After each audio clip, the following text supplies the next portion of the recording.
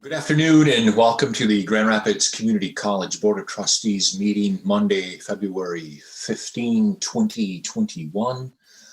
For the record, trustees are gathered together collectively in their homes or in their offices as we do this meeting virtually. Do President Pink or do we have any other trustees have guests that they would like to introduce at this time? I know, Kenyatta, you have a guest. Let me turn it over to you first. Thank you, Chairperson. As you may know, I'm a Scoutmaster here in Grand Rapids, and I'd like to recognize the members of Troop 258 and 8258 of the Omega Scouts. The Senior Patrol Leader of Troop 258, the boys, is Sammy Leggett from Central High School, and the leader of the SPL, the Senior Patrol Leader of Troop 8258 is Kimani Brame, and she is at Crestwood Middle School, and she is the leader of the girl troop. I'd also like to recognize our other Scoutmasters, Tracy Brame, Lee Moyer, Chad Patton, and Zoe Wilson. The Scouts are joining today so they can earn and work on 2 merit badges, Citizenship of the Community and their Communication merit badge. So with that, I'd like to welcome them and thank them for attending today. Wonderful, wonderful. Great. Yeah, well, we certainly want to welcome every one of you guys to this meeting. We take our work pretty seriously. If you were going to pick a meeting to be part of, this is the one to do. I'll guarantee you that by the time you guys leave this meeting, you'll all want to be trustees someday at the Grand Rapids Community College. So we're just so honored to have you with us. They have to take notes and talk about what we talked about today. All so right. they have to be listening. So Awesome. Scouts, please listen. Great. Thanks so much, Trustee Brame, for bringing them to our meeting today. Anyone else?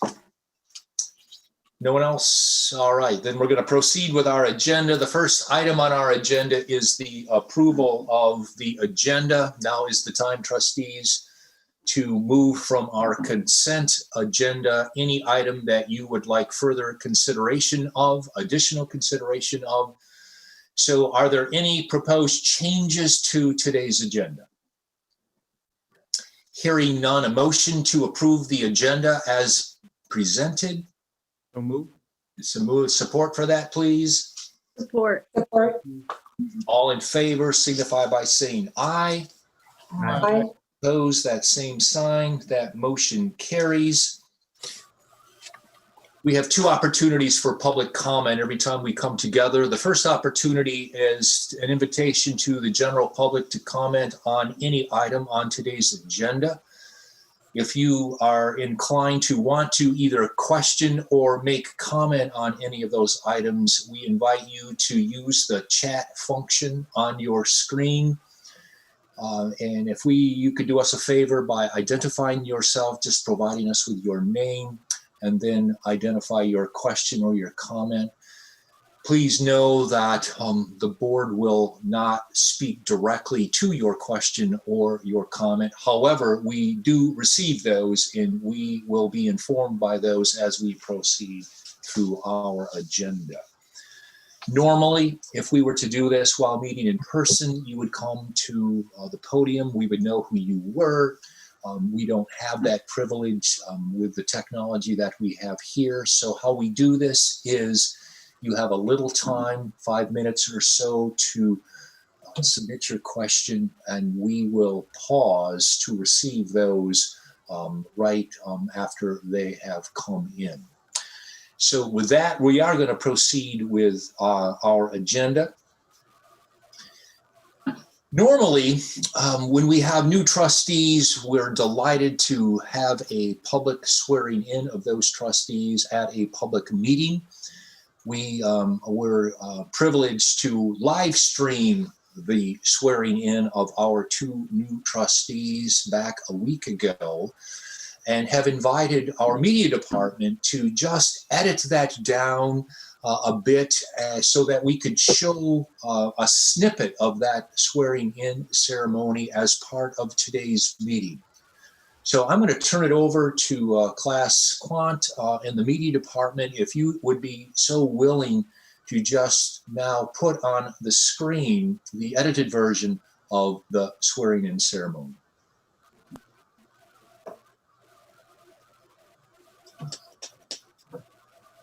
And welcome to the Grand Rapids Community College Board of Trustees swearing-in ceremony of Dr. Daniel Williams and Dr. Brandy Lovelady Mitchell.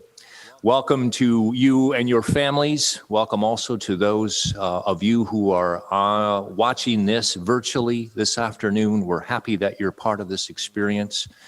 We're also delighted to have a proud alum of Community College with us who's going to officiate the swearing-in, Judge Sarah Smolinski.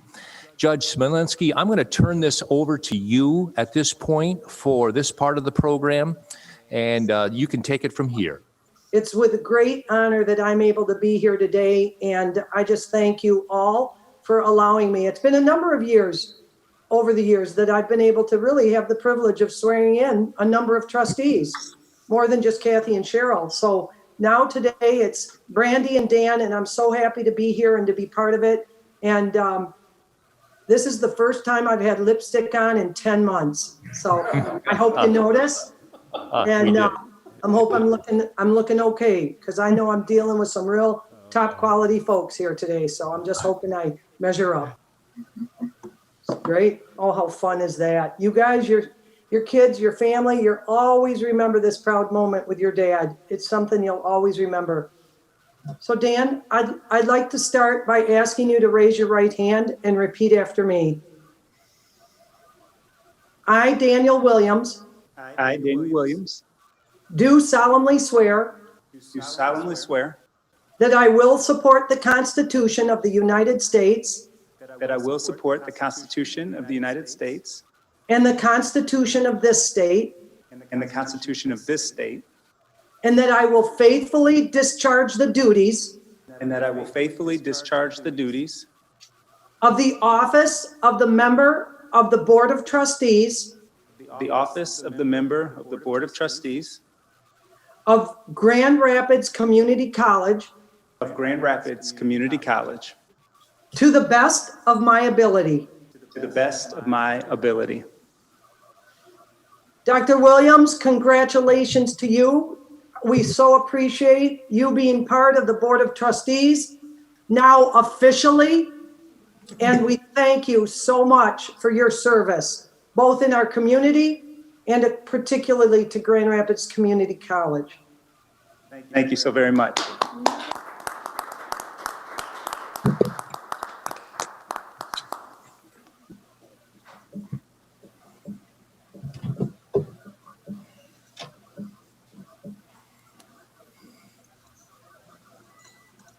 It's so good to see you and to see your family there. Your boys are always going to remember this. I'm telling you, this is a solemn occasion, and it gives me great pride, Dr. Lovelady Mitchell, to be able to officially swear you in, as I did Dr. Williams as well.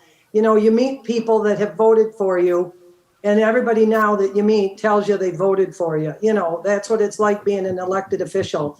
I want to tell you that I supported both you and Dan, and I'm so proud to be part of this. If I was there in person and we didn't have this pandemic, I'd be there hugging you and meeting your family one-on-one and telling them how proud we are that you are now a GRCC trustee. So thank you personally for letting me be part of your swearing-in ceremony today. Okay. All right.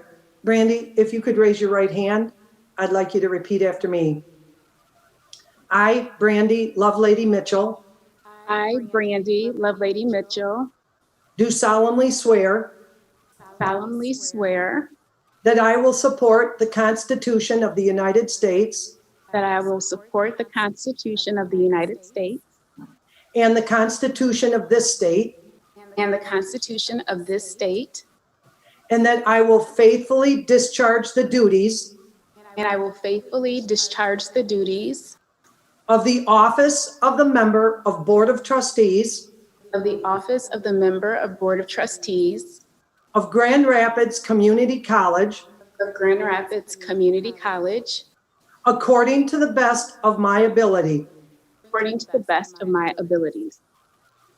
Thank you so much, Dr. Lovelady Mitchell. We are so proud to say you are officially a GRCC trustee, and we are so thankful for your service and your commitment to our community, and especially to Grand Rapids Community College. Thank you so very much.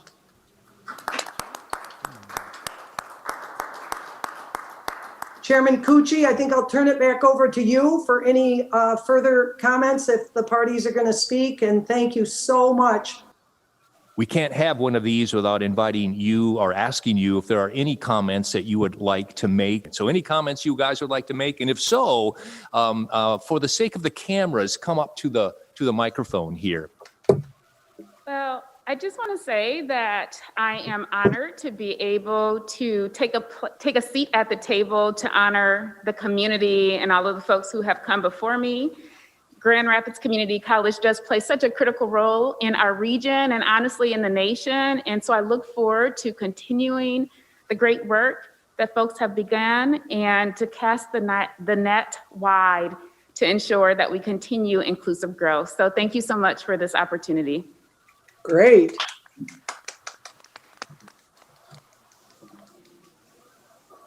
I always like to go after Dr. Brandy Lovelady Mitchell because she says everything that I ever think and a little bit better than I would have.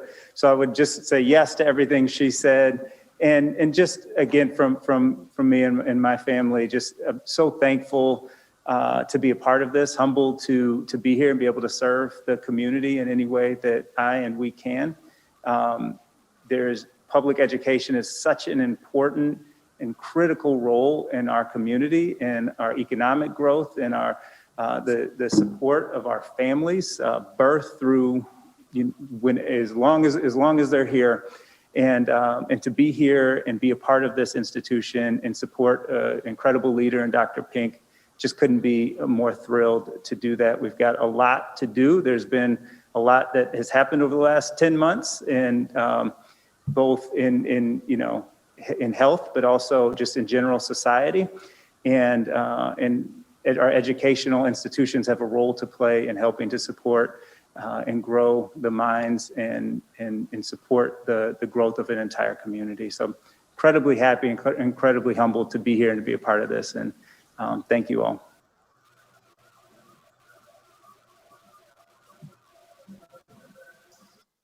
So good to have the two of you part of this team. As the rest of us watched you swear in, it was a reminder to all of us of how important this work is. We take that work pretty seriously. So again, welcome to the team, and must be nice to be able to watch your own. The rest of us didn't get to see ourselves. We just stood up there and we were nervous that we could actually repeat after Judge Smolinski, the exact wording of what she told us to repeat after. So that must have been nice. For me, it was nice because for the first time since March of last year, I got to put a tie on, and it was good to actually get in a car and actually go somewhere. So we're going to continue with our special order of business. In January 2 years ago, we appointed board officers for 2-year terms. Those terms have expired, and as we discussed at our January work session, we came up with a group of willing volunteers to serve, and we need those willing volunteers now to be approved by the board. So those who are willing to step forward and serve the capacity: Board Secretary, Trustee Breinsma; Board Treasurer, Trustee Brame; Board Vice Chair, Trustee Crosby; and Board Chair, Trustee Cucci. I'll accept a motion now to approve that slate as agreed upon at our January meeting. So moved. Thank you. Is there a second for that? There's support for that. Any more discussion on that motion? All in favor signify by saying aye. Aye. Opposed, the same sign. That motion carries. Moving along, we're going to invite Public Safety Committee. We have a Public Safety Committee appointment that we need to approve. And I'm going to ask Chief Whitman to be part of this. And I see you on the screen there, Rebecca. And before we ask you to present to us that slate for our approval, just want you to know that this board has been wrapping you around in our thoughts and prayers over the last week as you and your family have dealt with the passing of your father. And just be assured that those thoughts and prayers will continue. We're with you through this all. So with that, I'm going to ask you, if you would, just to present us the slate, and then we'll move on from there. Great. Thanks for choking me up just before I need to say something important. And it's okay to be that. choked up or sometimes. There's Thank good reasons. you very much. So I know the board has changed over a little bit. So just as some background here, the state requires us to name a public safety advisory committee annually. We do that. I confirm the nominees or the people we're requesting to be appointed in January and then bring it to you each February. And their job is to oversee any complaints that would come to the college about the department or a member of the department that maybe the individual is not satisfied with our normal complaint process, whether that's through our department complaint process or internal affairs, that would be ours, human resources or our general counsel. This board then would take that complaint on to try to address it. So we're required to have 2 faculty and 2 staff members appointed. And so this year, I am requesting that Dr. Christopher Johnston and Mansfield Mathewson as members of staff, and Nikki Banks and Hillary Haney as our faculty representatives be appointed, with thanks to Dr. Amy Mansfield for her continued support in years past for being on this board. Thank you. Do I have a motion to approve the committee as presented? So moved. Thank you. Is there support? Support. Thank you. Further discussion on that? Hearing none, all in favor say aye. Aye. No. I think I heard all of them. All opposed, the same sign.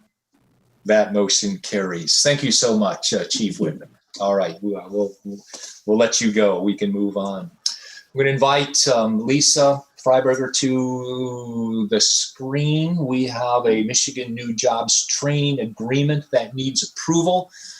That was in our packet. I'm going to ask you, Lisa, just to give us a brief synopsis of what that agreement is so that we can proceed. Of course, and thank you. This agreement is with Gen 3 Defense and Aerospace LLC, a Grand Rapids company serving obviously the defense and aerospace industries. The institution or company currently has 5 employees and is looking to expand by 41. As required, their pay rate will be at a minimum $16.89, which is 1.5 times minimum wage. The full amount of the agreement is $440,000, which includes a comprehensive training plan as well as the associated legal and administrative fees. Included in your packet was the authorizing resolution, which allows us to enter into a training agreement with Gen 3 Defense and Aerospace, as well as a revenue bond, which will initially fund the training. As mentioned in the memo that accompanied the resolution, we currently have 12 outstanding MNJTP contracts and would welcome your consideration of this. Let's start with questions. If there are questions for clarification for Lisa. So Lisa, is this number 13? Yes, I believe so. That's great. Fantastic. Including several that have run their course and have been fully implemented and have since been closed. Anyone else? A motion then to approve the resolution as presented. So moved.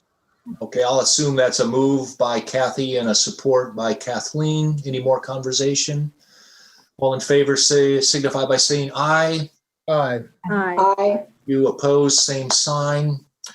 Thank you. That carries. Lisa, I'm going to turn it right back over to you. As is customary at our February meeting, we are invited to approve a mid-year amended budget. You received that data and now information in your packet. Again, Lisa, give us the Cliff Note version of what you would like us to do, and we'll take it from there. Absolutely, thank you. In class, I believe there is a PowerPoint that you could show. As Chairperson Cucci referenced in your packet was the full line-by-line budget detail for not only general fund, but all of our auxiliary funds, our expendable restricted, which is where our grants reside, as well as our auxiliary funds and our debt service funds. Would be happy to answer any questions that you might have on any of that line item detail. However, rather than going through that page by page, thought we would go through a very brief PowerPoint. And then again, would be happy to answer any questions before you consider approval if you have any. With that, class, we can move to the second page. I think you can flip over the agenda. Keep going. One more. There we go. So this will focus primarily on general fund, although there are a couple of slides at the end on some of the highlights of our other fund. General fund first, the adjustments we're proposing for tuition and fees are currently on your screen. We are looking at an overall decline in our tuition revenue that is due primarily to the fact that our billing units or contact hours are less than originally projected. We projected approximately a 3% decline in billing units, contact hours. We are roughly between 8 and 9%. Fall was down about 8, and winter is down approximately 9%. That varies a little bit because of the summer and how that summer is split between the first and second sessions. But that does equate to approximately $12,000 billing unit decrease.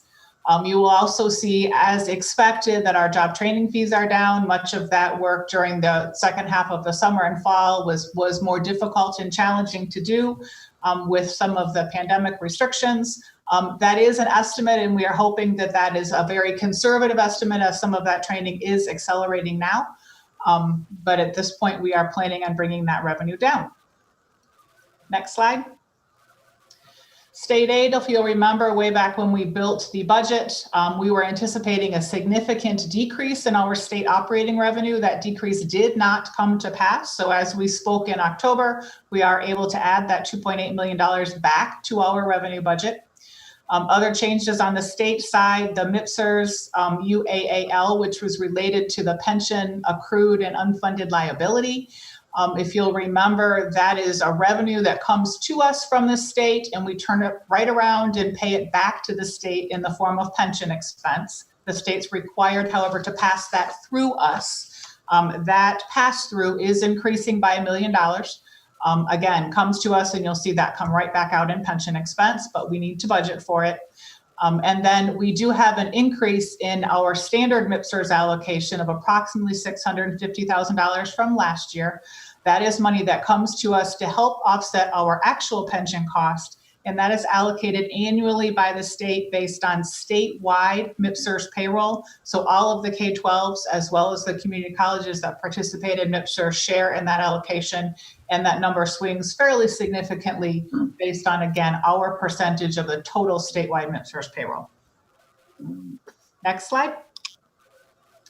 On the expense side of the general fund equation, we are adjusting expenditures for staffing levels. They've all been reconciled through the end of the fall term.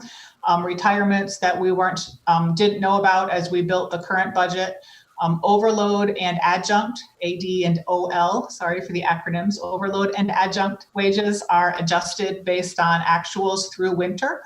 Again, we will have some fluctuation in first summer session, but we're adjusting through what we know now.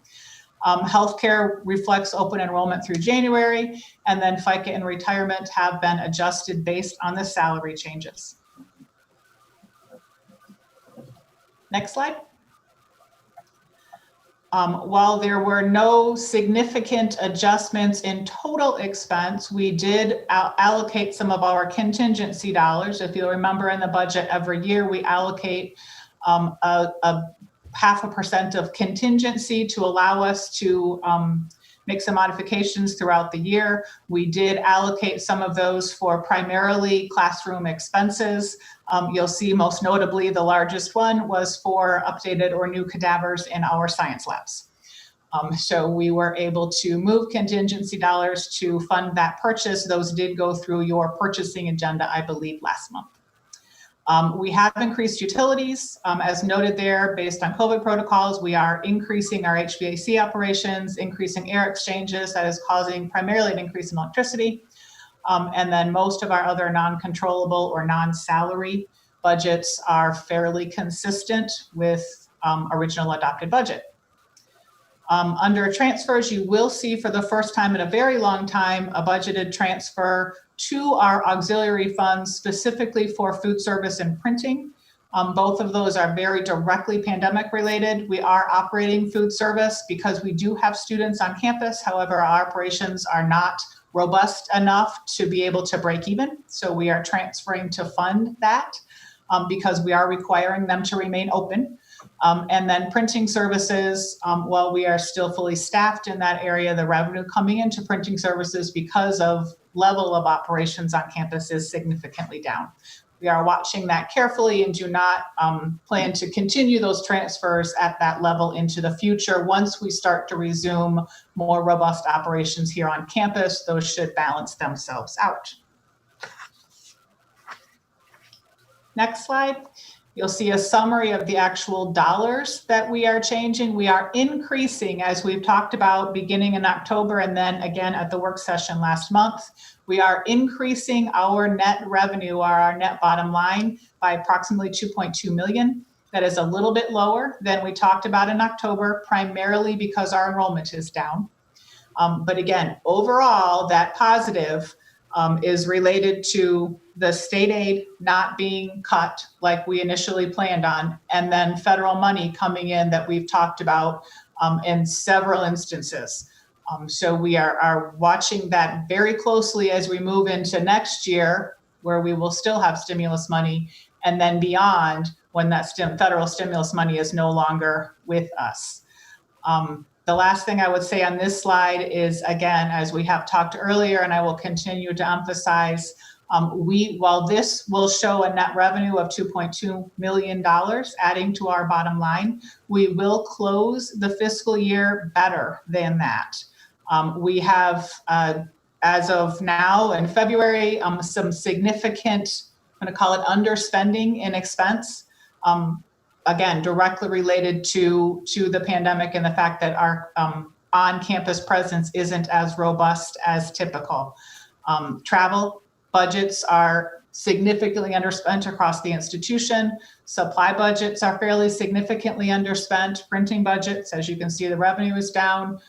Student employment on campus, typically well over $1 million, is way down below budgeted levels. So with all of that, I anticipate a very positive close at the end of the year. You'll move ahead, class. A couple notes on our other funds. Our plant fund, we are decreasing expenses. You'll see that when you look at the overall expenditure allocation. That is almost entirely timing. As we look to how quickly we're spending dollars on some of our major projects, RJF, Lakeshore, and the ATC specifically. You will also see, however, if you'll remember, you approved a refunding of our 2012 bonds. So you will see in our plant fund and then the transfer into our debt service, a reduction in total expense of approximately $830,000 because of the savings, direct savings we were able to achieve because of that refunding, which again, you approved last summer. In our auxiliary funds, you'll see printing revenue down, you will see parking revenue down, and you will see food service revenue down. I will say that we are just now working through the I guess you would call it the third stimulus package that we have, as of mid-January, been awarded. It is possible through that stimulus package that we will be able to recognize lost revenue and regain some of that through use of those federal dollars. The rules around that process are still a bit unclear. So we're trying to work through those now. But if possible, we will try to replace some of that lost revenue with those stimulus dollars. So more to come there. We do not know enough at this point in time to be able to incorporate those into any sort of budget amendment. Next slide. As we're looking at 21-22, because we are actively working on next year's budget, current revenue assumptions right now, we are projecting a flat enrollment, which hopefully is conservative as we look to move beyond this pandemic. But at this point in time, that's what we're projecting. You'll see the property tax and state funding increases there. I will note that the governor came out with her budget proposal late last week. That budget proposal includes a 2% operating increase for community colleges, which is great, except that it is very clear in her budget that it's a one-time operating increase to be rolled back at the end of 21-22. So we're working through that now. Clearly, that is not ideal to have operating dollars provided on a one-time basis and then pulled back, because that will make for a challenge in 22-23. Again, that is just out. We are working through that now. Governor's budget also included a one-time allocation of a little over $700,000 for us related to a maintenance of effort issue at the state level and the federal money coming through. So we're working through trying to better understand that. Know that the governor's budget is the first step in the budgeting process at the state level. So we will work through the legislative iterations of that next and hopefully have a state budget that we can include in a budget proposal that we will bring you first in May and then in June for your adoption. And again, we'll continue to refine both revenue and expense assumptions as we get a little bit closer to bringing that to you for consideration. Next steps, as we've talked before, we will bring a tuition recommendation to you in March, a full budget review in early May, and then look for your consideration of a 21-22 budget in June. As far as continued open items, we've hit on all of them. Enrollment, state funding is a significant question. Capital needs, as we talked last month, whether the state will accept a new capital outlay project. We're certainly working towards that, and we'll continue to monitor that. With that, that is the end of the PowerPoint presentation. If there are any questions on any of that or anything that you saw in the actual line-by-line detail, I would be happy to address them. Now is the time for questions. Lisa, in that first slide, you talked about some fees being waived. Could you just go over it real quickly? What are all the fees waived to students because they're no longer having classes on campus? We have, through the use primarily of federal stimulus dollars, elected to waive all online fees for students because their options for face-to-face classes were so limited. We used those resources. Again, our priority was to best effect for students. We use those to waive all online fees. Yeah, thank you. Anyone else? See none.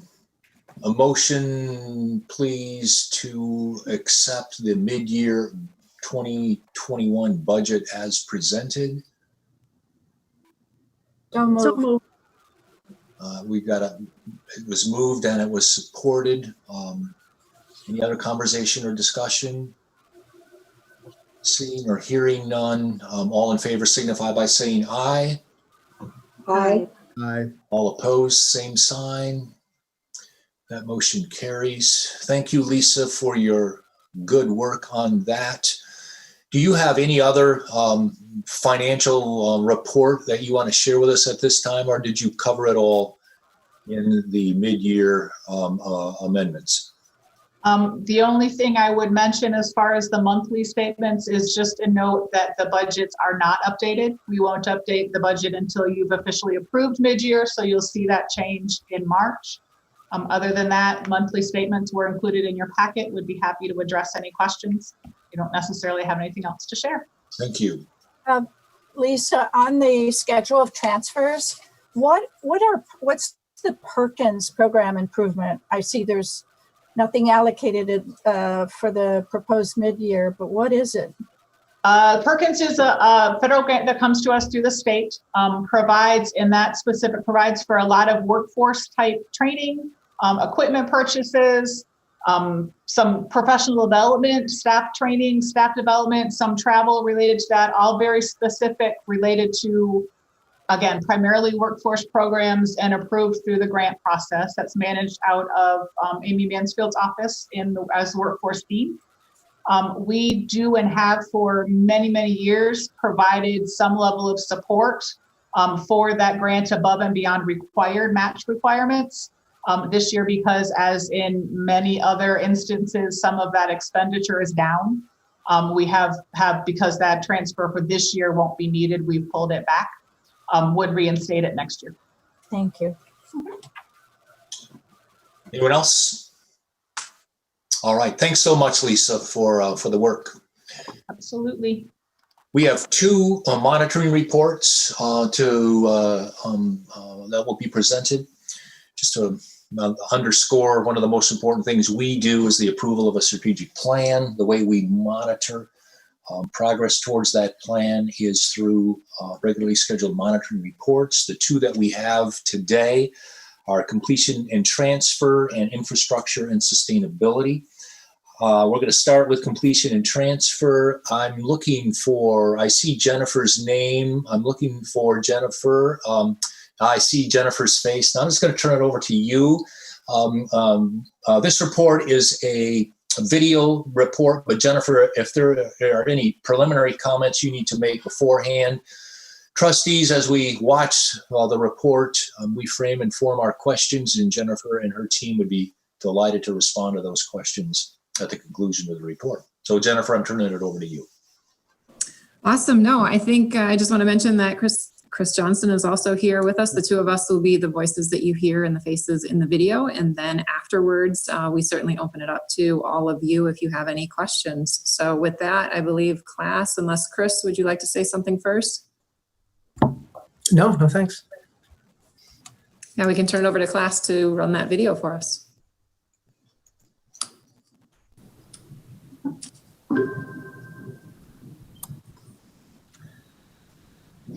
Hello, I'm Chris Johnson, Associate Dean in the School of Arts and Sciences. I'm joined by my colleague, Professor Jennifer Knopf from the Business Department.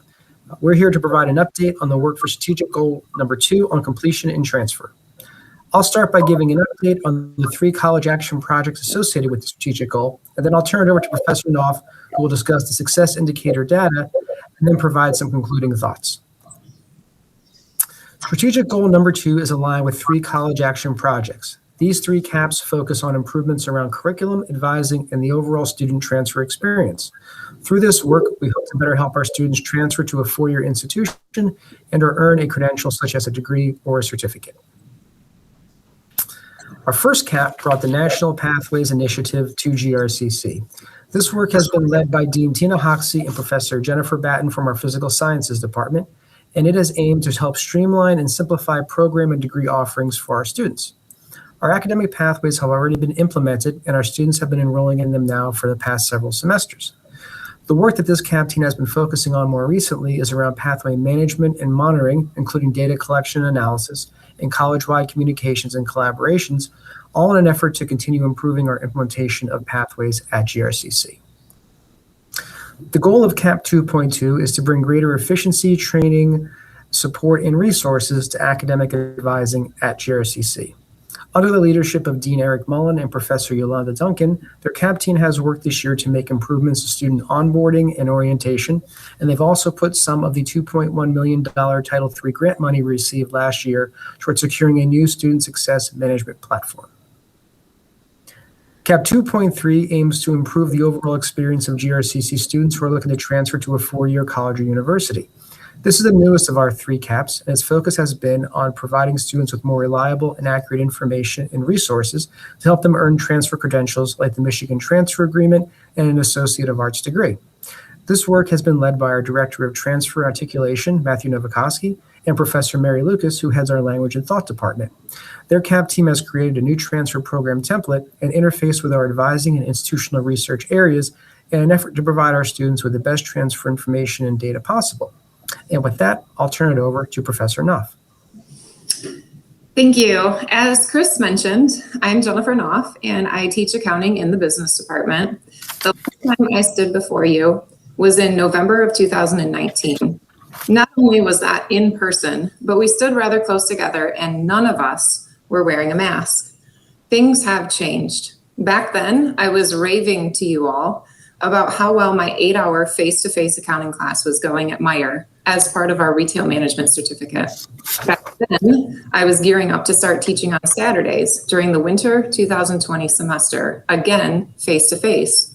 Things have changed. Back then, I was showing you this slide, and it showed that 33.8% of our fall 2016 students had either earned a degree, prepared to transfer, or both.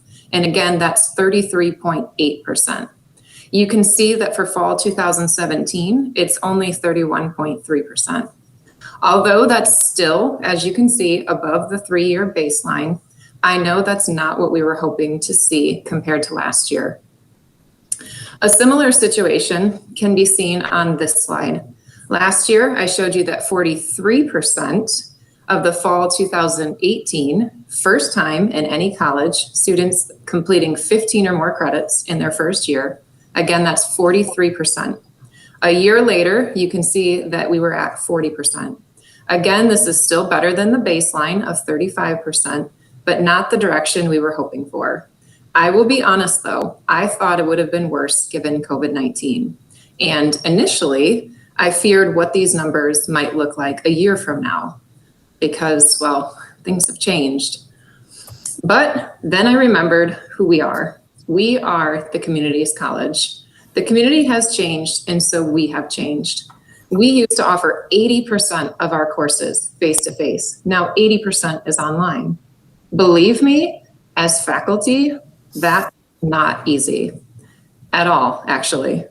Before March of 2020, I had never taught accounting online. Even the thought of that was more terrifying than teaching it for 8 hours straight face-to-face.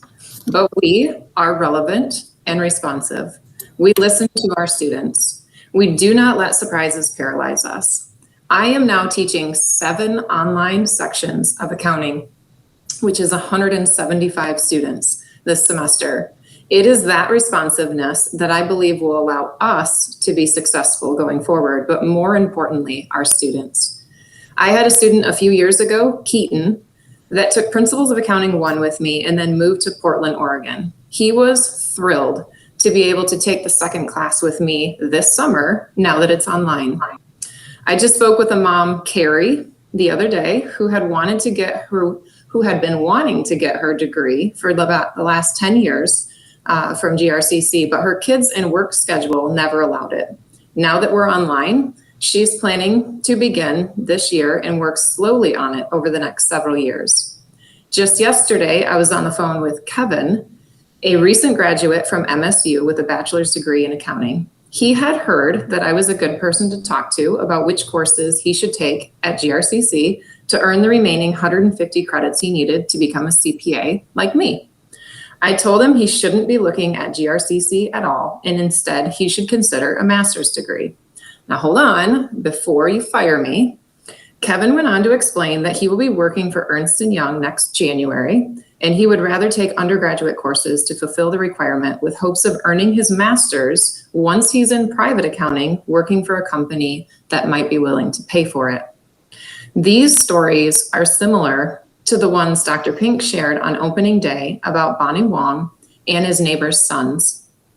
None of these would be considered success stories in the data that we look at, but we all know that they are.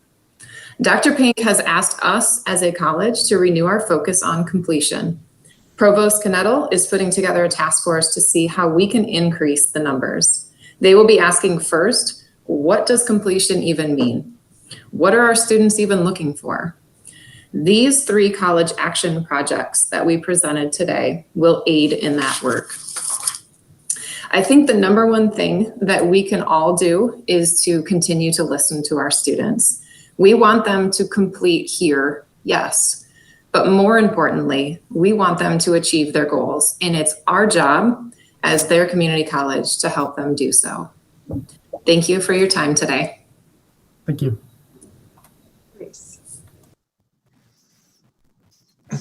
All right, we have We have Chris, who didn't have his video on, so I didn't see him. So Jennifer's here. Chris is now here. He's waving to us.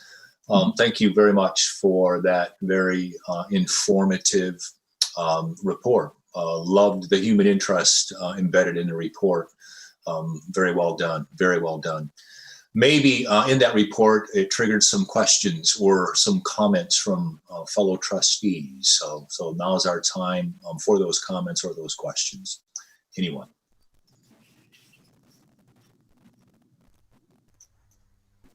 All right, I've got a question. So we talked about us going from 80% in person to 80% online. So future state, what do you see that combination looking like? So let's say 2-3 years from now, what percentage of our classes do you think we'll still be offering online?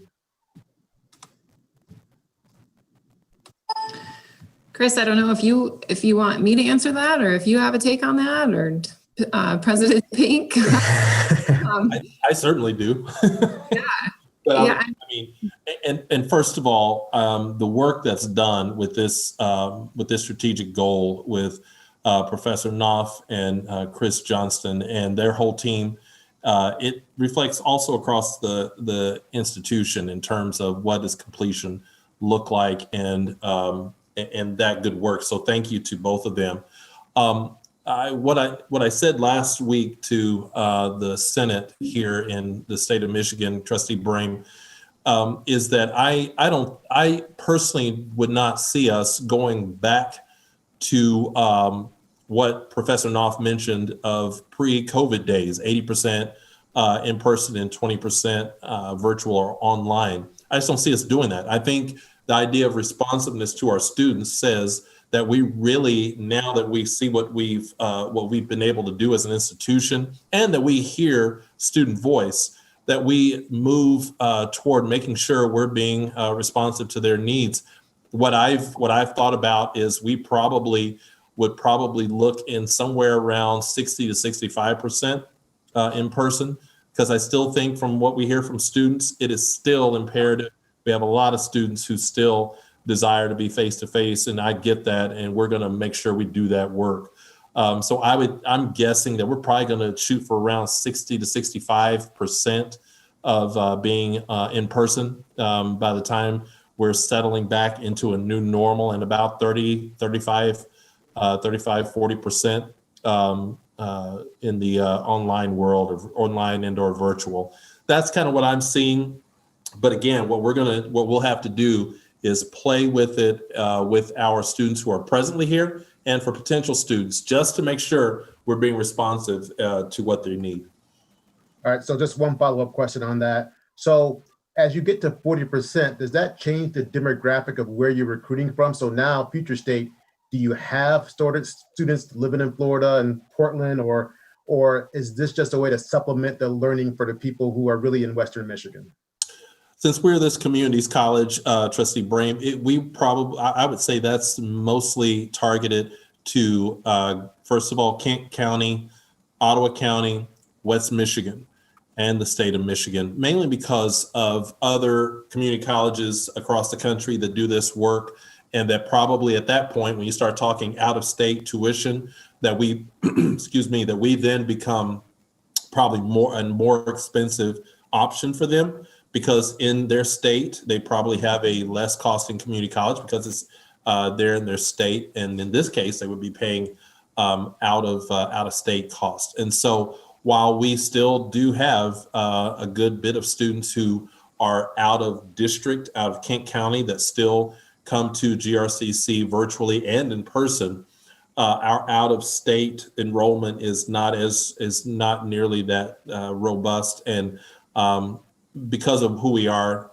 we really focus and target here. I would say something that Professor Knopf mentioned earlier that does hit more of an out-of-state model is what Professor Knopf and Professor Alexander and others do with the retail management certificate. That's directly partnered with MIDYEAR.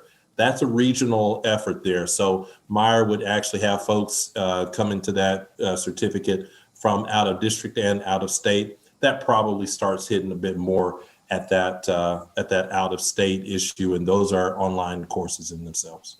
Thank you. Can you talk a little bit about any of the three of you? What is our definition of completion at this moment? I know that it's evolving. I know that we're trying to be intentional about collecting information from our students when they get here about what their intention is, and maybe tracking completion with what their intention was.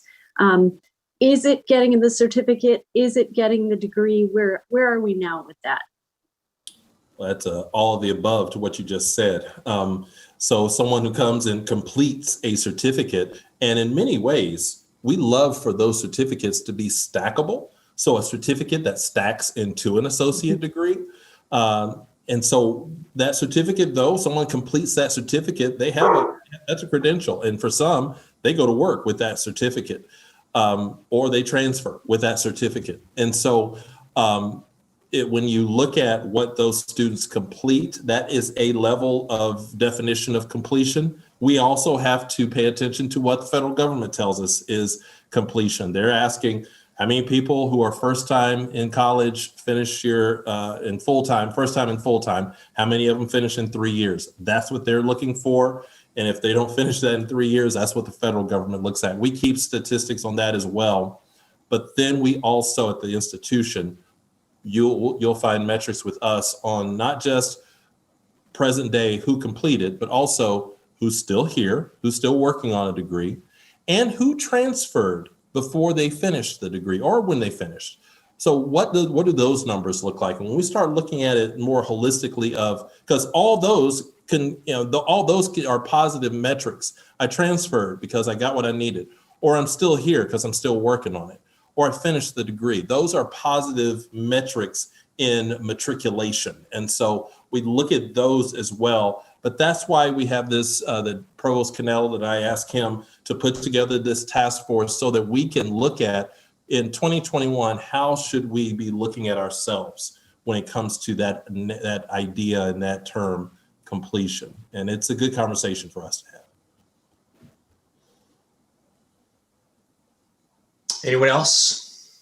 I had a question just around, this idea of earning transfer credits and, and supporting that process. I was struck with the idea of having not taught an accounting class online and then now teaching 7 sections. Coming from the K-12 sector and understanding, just shifting, you have your ways of doing things. It's a completely different model. And wondering, and so one, just kudos to everybody, for being able to do that and put our students first, and just the stress and the tension and the work that goes into being able to do that effectively is incredible. My wife's a first grade teacher, so teaching 7-year-olds online for the last year has also been an interesting thing to watch. But I'm curious how you all anticipate the short, medium, and long-term impact around sort of, credits, student success in those courses, because not only are you all, instructors sort of working to try to figure out how to do that in real time, but for many students, it's a new experience and requires some different skill sets. And so just wondering how that's being tracked and what that looks like moving forward, and what support systems might be in place to help ensure that we can still work with our students to successfully, move through the coursework in a new, when everyone's learning it together. Yeah, I can speak to that from my own perspective. I'll never forget when COVID first started, and our department head, Felix Pereiro, made just the simple comment to me, I don't think we'll ever return to the way it was. And Dr. Pink just said that a little while ago too. And I'll never forget that feeling that I had, that it was such disappointment. It scared me. It was so sad for me because I am so passionate about being in the classroom and I thoroughly enjoy it, thoroughly miss it. I never would have thought that a year later, I would find myself really kind of settling into teaching online. But more importantly, I can't tell you how many emails I get from students, unsolicited, by the way, about, you should know that I went through all 24 chapters of my accounting book for accounting 1 and 2, and I've produced all my own videos, and it took me countless hours. And it took about 4 months to get through all of it. But I have students emailing me all the time saying, I really appreciate your videos. I can rewatch them. They've never had that opportunity in face-to-face classes. Number one, they're thanking me, but number two, again, unsolicited, they're saying, just for future references for future students, when we finally go back to face-to-face, I highly recommend that you post these videos on Blackboard, which I always kind of smile like, well, thank you for the feedback, right? But it's for me, I never thought I would get to the point where I would do the flipped classroom. But for me as an instructor now, I'm seeing the reality of how easy that's going to be for me to do going forward. But at the same time, I'm getting so many more students saying, well, now I'm willing, like I said, Carrie, to take these courses because she can work on it in the middle of the night, in the morning. She doesn't have to have these synchronous courses because mine, I don't work through Zoom. I don't have a set time. So the fact that they can work at their own pace, and especially to piggyback on Dr. Pink in his discussion about the retail management certificate, that would not have been available to that 6-state footprint for MIDYEAR if I wouldn't have eventually found a way to get accounting to be an online course. So I'm excited about it because even when I do return to face-to-face, I know my classroom setting is going to be different. I'm going to be able to focus on the more exciting stuff, and I'll be able to have them watch some videos at home first, and then we can get to a richer discussion, I think. So face-to-face courses will be better, but I think also it's just going to open up personally to so many more people that can take the course, but certainly don't ever want to completely get rid of face-to-face because we all know that there are students that just don't do well in the online environment. So that's my take on it. I don't know if Chris, you want to add to that, or Dr. Pink? I'm gonna, I was hoping Chris would, because I would just love to hear Chris's voice, but I'm gonna be sensitive to the clock here and just say, I don't know that there's a more exciting time to be in education, and just to listen to you two guys talk about how we're handling this major disruptor in a way that's going to turn out so incredibly positive for so many people. And you guys just model that for us. You model that for the profession, and don't be embarrassed that the percent number may be a little lower today than it was a year ago. That's just the first chapter of many chapters ahead of us. So keep experimenting, keep plowing through. There's just good things happening. And we just applaud the work that you guys are doing. So with that, I'm going to let you guys go back and start putting book number 2 on video so that every one of our classrooms will be flipped. We're going to have that conversation, Dr. Pink, sometime about the flipped classroom at community college. But that's a future conversation to have. So with that, thanks so much, guys, for the report. We applaud the work that you're doing. Thank you for Thank you. Thanks. Thank you. So I don't know how infrastructure and sustainability is going to compete with that, but they're going to have to. So we have in the bullpen Mansfield Matthewson and Mary Jo Chisholm, who are going to take us through infrastructure and sustainability. I see Mansfield has now turned his camera on, and I'm looking across my screen. And maybe we're just gonna, there's Mary Jo, right on top of him. Right, there you go. There's Mary Jo right there. So turn it over to you guys. Same thing. It's a video presentation that's been taped, but maybe there's a preface that you guys want to make before we watch. I think that the video presentation will be fully informative, but certainly Mary Jo and I will be willing to take your questions afterwards. We're also joined by several of our CAP champions, so we should have enough people in the room to answer your questions afterwards. But I think you'll find the video presentation very informative.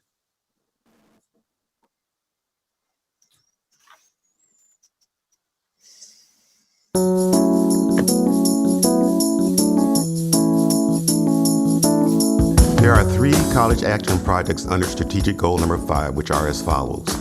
CAP 5.1, which is ongoing. This CAP contains both physical and information technology components targeted at improving campus safety and security.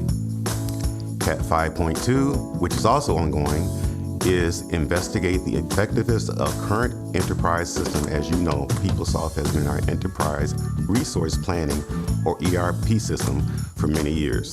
This CAP is designed to assess the effectiveness of PeopleSoft from both employee and student perspectives. And finally, CAP 5.3, implement a campus-wide sustainability effort, is also ongoing and is taking a look at current institutional practices and weighing them against best practices, looking for opportunities for improvement in operations, purchasing, facilities management, food service, etc. These are the 3 CAPs under this goal. For CAP 5.1, the information for researching best practices for training and awareness and investigating and evaluating gaps in current processes comes from employee and student surveys, specifically the November 2019 PACE survey. Your GRCC Police Department has an ongoing effort to inform staff and students of procedures in case of an emergency and resources which are available to everyone. Sergeant Jesse Hurd is working with our communications and media departments to create a video highlighting the services offered by our police department. We will be ready in the next few weeks. Additionally, we have entered the Michigan Association of Chiefs of Police Accreditation Program, which is a 2-year project to review and implement 108 procedures which are considered to be best practice in policing. Currently, 29 police departments in the state have earned the accreditation, and there are another 80 programs involved in the process. And finally, our primary focus has shifted to COVID-19 related work, as many of the members of our team are also heavily involved in COVID planning and response. This includes serving on the COVID response team and making sure that access to our facilities conforms with the guidance from that team. As far as the safety and security of our network and cloud services, we are utilizing SysCloud for securing and monitoring our Google environment. We are currently working with the SysCloud team to develop an incident response process for handling emails that have been sent to the wrong user. We are also using SysCloud to help manage browser extensions and lower associated security risks. We're configuring an external vulnerability scanner to meet audit requirements and increase our data security. We're providing user awareness training with a focus on work-from-home security. This is designed to help keep all of us up to date with any trending methods of attack. We are working with departments to test encryption at rest solutions, which simply means protecting data that's stored on our network shared drives, like data stored on a hard drive. This approach makes sure that the data is encrypted and adds a layer of protection from attackers. And last to note is that we are configuring a new platform and process in order to lower risk associated with third-party services. Third-party services are tools or cloud services that we don't host internally, such as our Rave messaging and new Blackboard cloud platform.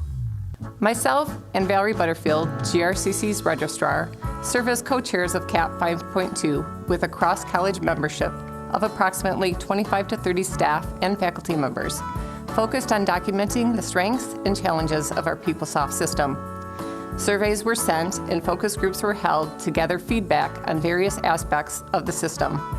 From that work, the team identified 15 critical business processes that they would like to see strengthened. In 2019-20, we began our second charge of benchmarking other options and assessing business enhancements to the current system. The coronavirus pandemic put tremendous pressure on the staff and institution, given the rapid state of change we found ourselves in. We were responding to immediate needs, but still attempting to move forward with strategic work, and funds for new initiatives were limited. With the disruption of COVID, we plan to review how PeopleSoft was able to respond to GRCC's changing technology needs. 2020-21 is our third and final year of the CAP. We are reviewing all of the data gathered and are in the process of preparing a final report for college leadership. We are putting tremendous thought into how to best encapsulate the findings over the last couple of years and reflect it in a sound report. We are in our second year of working with the Tambolini Group, an independent technology research and advisory firm that specializes in the higher education sector. We are working with them to assist with the development of the final report. This report will include 3 sections. 1, outlook and market trends in higher education for enterprise systems adoption. 2, a current state of affairs as it pertains to our enterprise system, highlighting challenges and accomplishments. 3, guidance for consideration for future needs. We are also planning one last input gathering session in February to see if the COVID crisis brought about any new insight as it pertains to this work. At the close of the CAP, a final written report will be presented. The aspects of our sustainability effort which still hold true despite COVID is our intent to document current campus sustainability practices, to research best practices, and benchmark GRCC against other institutions, and develop a scope of work for implementing those practices. Like other CAPs, we relied on the PACE survey to measure faculty and staff awareness and interest in sustainability at GRCC, but the questions we asked at the time of that survey were too focused on our behavior on campus, and we haven't been on campus for a while. We believe that COVID has redefined what it means to be at work, which means we need to ask questions regarding sustainability that encourage practices both on campus and at home. Every institution of higher education that is concerned about sustainability is struggling with the same issue, which makes our need to rely on a provider familiar with the Association of Advancement of Sustainability in Higher Education Standards, known as STARS, very important. We will start using a vendor, such as Sightlines, to conduct a greenhouse gas inventory. This is part of the STARS requirement and will measure our footprint from buildings, operations, and travel, and track our progress toward reducing that carbon footprint. Contracting for this and other STARS-related work will require CAP funding. We will continue with our ever-growing facilities efforts to support sustainability, which have included expanding on-demand hot water, LEED certification for the ATC renovation, building condition assessments, green grounds maintenance solutions, and greater automation for our heating and cooling systems. We will return to the Green Building Council's Battle of the Buildings with the Tassel MTech, as more classes mean more typical operation. And we'll review purchasing language to encourage sustainability and develop online dashboards of projects and progress. CAP 5.1's safety and security indicators of success show that staff provided an overall rating of 3.9 out of 5 and students 3.8 out of 5 as mean scores for several questions, down just slightly from the previous year. The results indicate a good level of confidence in GRCC's commitment to providing a safe physical environment. How can the Board of Trustees assist with strategic planning goal number 5? For starters, please encourage staff to participate in the Sightlines interviews as they conduct our greenhouse gas survey. We need to hear about any meaningful dialogue you had with other community colleges. You can make us aware of best practices at companies you represent or have represented. Basically, please continue to provide input. These have been challenging times for all aspects of safety and sustainability. We are committed to keep moving forward.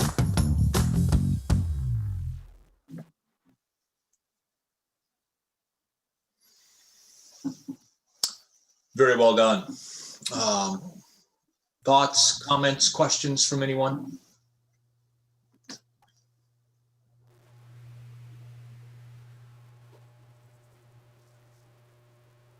I'm just looking at the screen here as quickly as I can. Mansfield, you were correct. It was so informative that you would leave us with few questions. That's an indication of a job well done.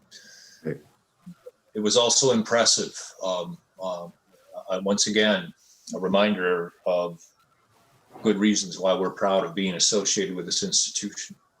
I hope I mentioned when I began that Mary Jo Chisholm is also the goal leader on number 5. So I can't remember if I mentioned that or not, but I want to acknowledge her work and contribution as well as all these CAP champions. Yeah. So Mansfield, what would you do with the greenhouse gas emissions data? That is a question for class. Ah.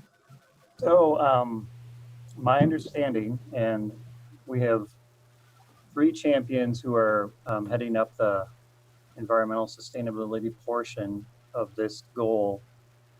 One of them is Jim Van Dockenberg, and he's the one that has looked into the process of getting a greenhouse gas emission survey done, and it is one of the things we collect data on to compare ourselves to other similar institutions. It just happens to be the first step that we will take. The process that we are involved in is established by a national organization that has hundreds of colleges in it of all different shapes and sizes. And so once we have collected enough data to make a comparison, we'll basically be in a community college cohort, and we can learn what we can do better so that every year we can lower those greenhouse gas emissions. It's a little tricky because this past year has been so different from a typical year. I know that, Jim mentioned we've had to run the air exchangers on buildings to get fresh air in much more frequently than normally would, as part of basically cleansing the airs in the building. And so that results in greater energy use, which is something you don't think would necessarily happen when there's not as many people on campus. But trying to get a baseline is where we're at right now. Thank you. Anyone else? Yes, I have a question about the PeopleSoft CAP 5.2. Is the overarching goal to determine whether to choose something different, or what are the potential outcomes of that, since it's in its final year? The goal originally was charged just to take a look at it, to see. We have been using PeopleSoft for 20 years. So it's what's termed as a legacy system. The next gen systems are cloud-based systems. And so we're just trying to assess where are we against other institutions as far as that purchasing decision, if we need to make it. Are we satisfied? PeopleSoft is sustained until 2030, the year 2030. So we do have some time. We don't have to make an immediate decision. And like I said, we were 2 years into this and then COVID hit, which really kind of took the wind out of our sails, because we had to really start working on all the other needs. But, to PeopleSoft's credit, we were able to accommodate everything that we got going. But we're just kind of trying to do an assessment to figure out, a lot of these next gen systems are still under development. So they're not really ready for prime time yet. That's one of the things that we were kind of finding in our initial check out there to see what's going on in the world. But so we're just doing an assessment, putting together all the findings, and then we'll make a decision. It is good. We're listening to the students and we're listening to the staff about things that they're struggling with. And if we decide to stay with PeopleSoft for the next, 5 years or so, we're trying to make improvements where we can on things that they're struggling with. And thank you. And will the final report have a cost benefit analysis, since we're looking at a 2030 expiration date, so to speak, on the PeopleSoft? This is so many institutions and companies and organizations are going through this cloud-based versus home-based issue. Will there be comparisons of cost in your final written report? We didn't plan on that. It's like some of the stuff that I've been reading is really hard to do a good cost benefit analysis, especially when it comes down to software, because there's a lot of that non-tangible benefit. So I guess if that would be something that wanted to be included in the report, if that was shared, then we could do some of that work. I will rely on Bill's expertise for whether that data should be in there. Yeah, and Mary Jo is spot on, because of so many other factors come into this, size of institution, all those pieces. However, I will say, one of the reasons, as Mary Jo alluded to, one of the reasons we're taking a look at PeopleSoft is a variety of metrics for us to look at and consider. We do know that if we were going to shift to a different system, there's definitely a cost involved with that. My previous institution before coming here, we made the same kind of adjustment, and it's typically a multi-year process as well. I mean, it's not hey, on Tuesday we're going to be different. It is something that you've got to shift every department on campus to make that move. And so all of those factors, Trustee Brunsma, are going to be taken into account, including cost. But again, cost also versus the ROI. What are we going to get for it? And making sure we get the bang for our buck in terms of what that legacy, what that system looks and sounds like. But in order to get there, this CAP project is a very needed exercise, and I appreciate them for doing so. Anyone else? Not seeing any other comments. Again, job well done, team. Impressive work. And we look forward to final reports as we near the end of this 3-year strategic plan. So we're going to move on. You guys can step out, or you can hang with us if you wish. We're going to move on to updates. We don't have a student update report, nor do we have a foundation update. President Pink, do you have any updates for us that you'd like to share at this time? Chairperson Cucci, I certainly do. We'll try to be brief, knowing that you guys have been with a work session as well as this. I will be brief. A couple of things that I wanted to bring to your attention of our audience. Some bragging points for some individuals that are in our GRCC family. First of all, I'm sure each of you saw our press release that went out last week, I believe, that recognizes for the second year in a row, and I in my career have never seen this at any institution I've been blessed to be a part of. Second year in a row, this institution is celebrating the fact that our nursing program for 2 years in a row has a 100% pass rate on the NCLEX exam. For our students, and you think about that now, even this last year in pandemic days, for our students in the nursing program to have 2 years in a row where every one of them passed that certification exam. These individuals, they passed that, they finished the program, they are ready to be LPNs and RNs. I mean, they're ready to go to work. And our local hospitals and facilities snatch up GRCC nursing graduates pretty quickly, which is pretty cool as well. But it's a huge compliment to our program director and our faculty. So our program director, Shelley Richter, phenomenal job, as well as the faculty that are doing incredible work. You need to know that that's a program that about 3 years ago underwent a full curriculum change. They did a curriculum review, did a curriculum change. Looks like it worked pretty well. Big congratulations to them, and I encourage you to send, if you had time, to send a note to that faculty and in saying awesome job, and congratulations most of all to our students, because that's great. And then the other thing, as I shared in our work session time, this institution over the last 2 months has been blessed with over $16 million in grant funding. One $450,000 grant from the Department of Education for our veteran services. Our veterans are going to benefit from that. That's going to be awesome. Our community will benefit from that because of that. And then $1 million grant from the W.K. Kellogg Foundation in doing and advancing some of the work that we do in the city around public works and around with the city of Grand Rapids and other city municipalities around us, to try to reach into some of our neighborhoods of focus and help get people to work, help give them job training and education to get them jobs.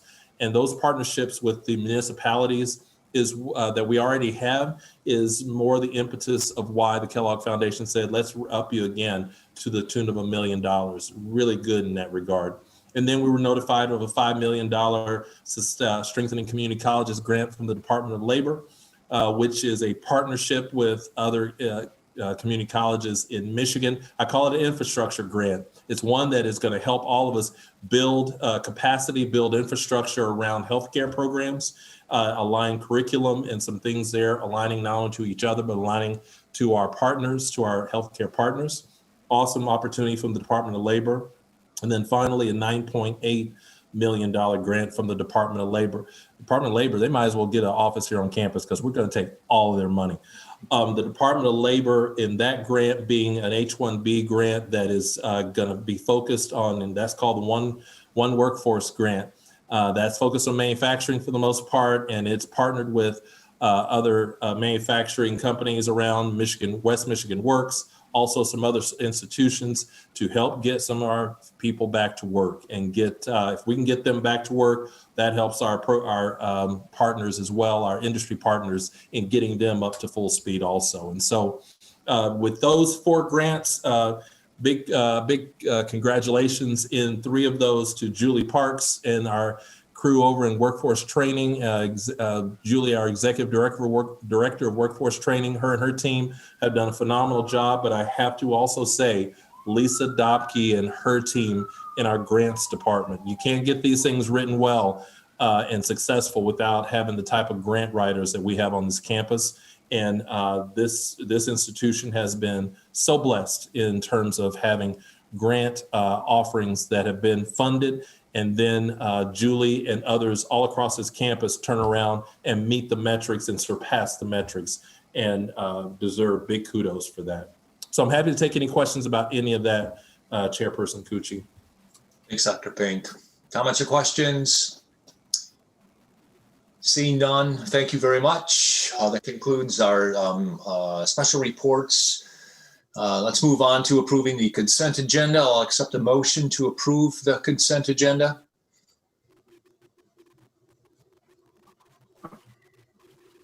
So moved. Thank you. Is there support for that? Support. All in favor say aye. Aye. That motion carries. Now we need to approve purchases over 100,000. We have one of those in our packet. A motion, please, to approve the purchase of the hydraulic trainers as presented. So moved. Thank you. Support? Support. All in favor say aye. Aye. Let's also note that we did approve 3 purchases over $100,000 in between our meetings per board policy. That's noted in our agenda packet. We've now reached the point of our meeting for final public comment for anyone in our public audience. If you wish to address the board on any matter, you are invited to do so at this time. You can do that in one of 2 ways. You can use the chat function on your screen, or better yet, you can use email capabilities. If you were to click on Community College Board of Trustees website, you'll notice our email addresses, and we welcome and invite that kind of communication as well.